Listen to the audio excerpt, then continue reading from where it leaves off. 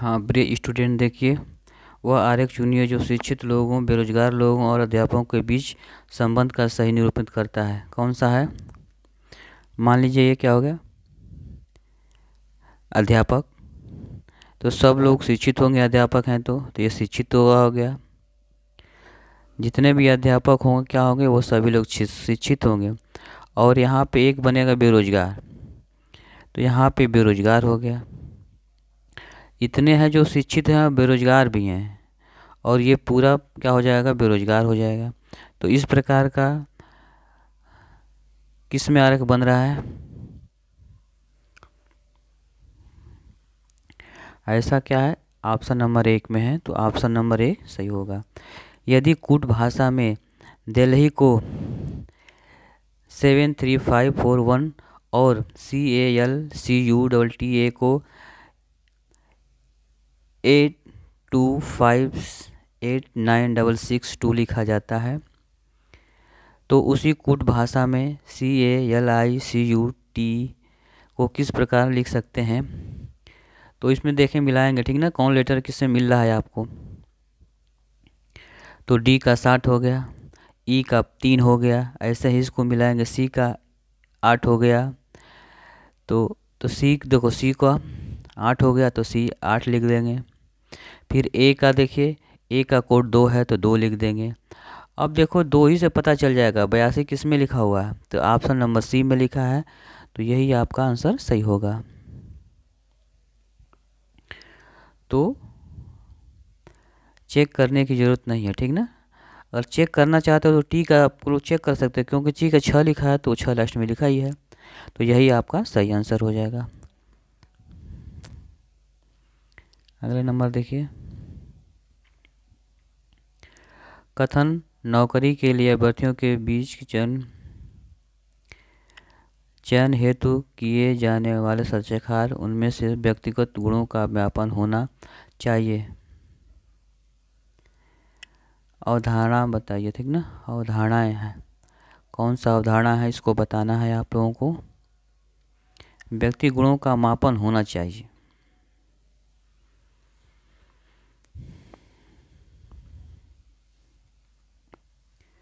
तो बिल्कुल सही है पहला, ठीक ना।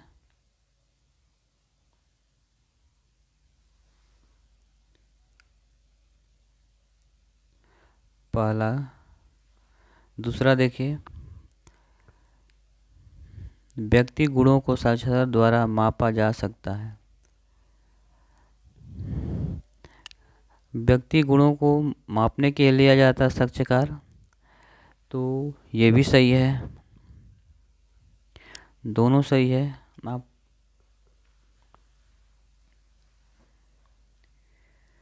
तो इसमें डी, ऑप्शन नंबर डी में लिखा है, तो ये डी सही होगा। क्वेश्चन नंबर आगे देखिए,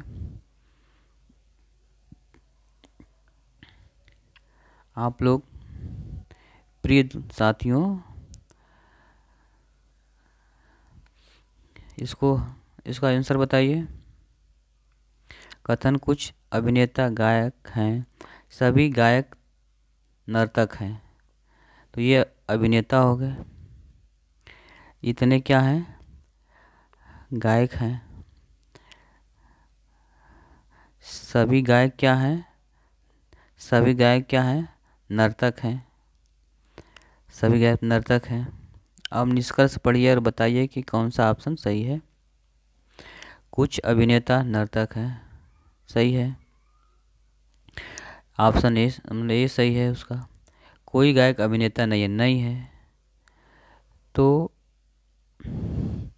नहीं दिया रहा है, ठीक ना, निगेटिव है ये, ठीक ना, क्योंकि कथन पॉजिटिव है, ये निगेटिव दे रहा तो ये गलत हो जाएगा। ऑप्शन नंबर सी इसका आंसर सही होगा। नीचे दी गई श्रेणी में ऐसी कितनी विषय संख्या हैं जो किसी अन्य विषम संख्या के तत्काल बाद आई हैं? इसका सही आंसर बताइए।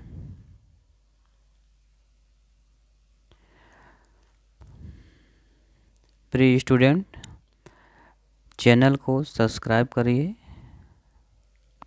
लाइक कीजिए और कमेंट कीजिए।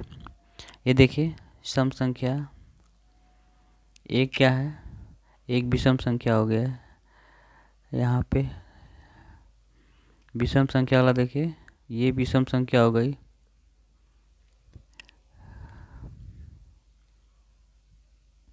ये भी एक हो जाएगा। इसके बाद देखिए विषम संख्या,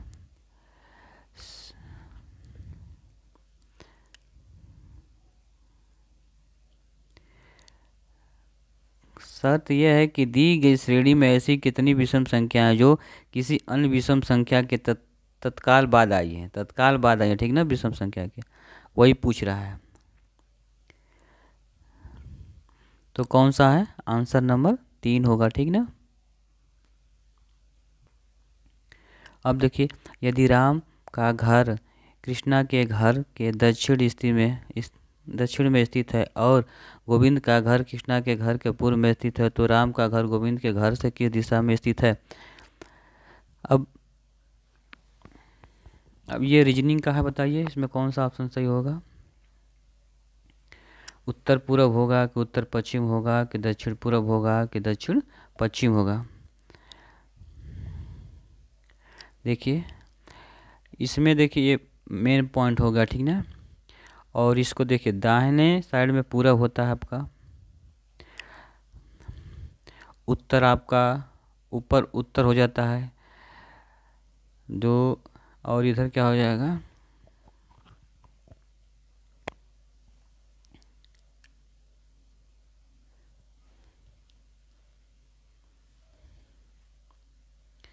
देखो पूरब उत्तर, तो दक्षिण पूरब कहेगा तो इस साइड में हो जाएगा आपका। इसको समझते चलिए, ठीक ना।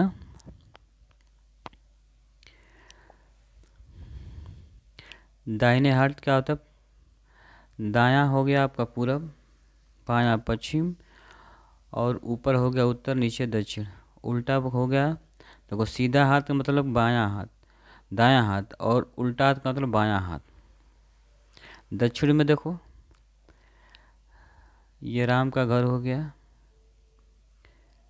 कृष्ण के घर के दक्षिण में है, कृष्ण का घर ऊपर होगा तो दक्षिण में राम का घर हो जाएगा।